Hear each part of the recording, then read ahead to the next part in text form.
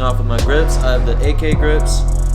I never run any other grips. These are my favorite. They're thick, they're grippy, they don't wear down too fast. I always run the same handlebars. These are the AK bars. They're 9-inch rise. I think they have a 2-degree back sweep. I have a Cult Salvation stem. It's a top load stem. It just keeps my handlebars up in my chest. It's not too low like a front load stem.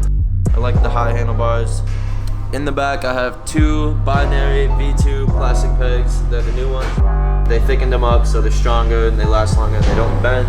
I'm running a Primo half-link chain up to a Cult DAC sprocket, 28 tooth, and then DAC pedals as well. Primo cranks, 170 millimeter. They're short, not too short, but not too long. 170 feels great.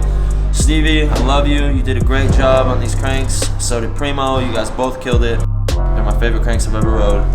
The AK seat to a Cult seat post. It's a tripod seat, so it's just a seat all in one. It's all attached. It has one little bolt underneath. These down here, I have the Primo Pro forks. I think they're 32 degrees offset. And then with the front wheel, I have the Primo N4 FL V2 all black with a Cult AK tire and 2 more Primo binary plastic V2 pegs. A ton of you guys were asking about this frame and if it was my signature frame, and you guys were concerned about the colorway and where could you get it.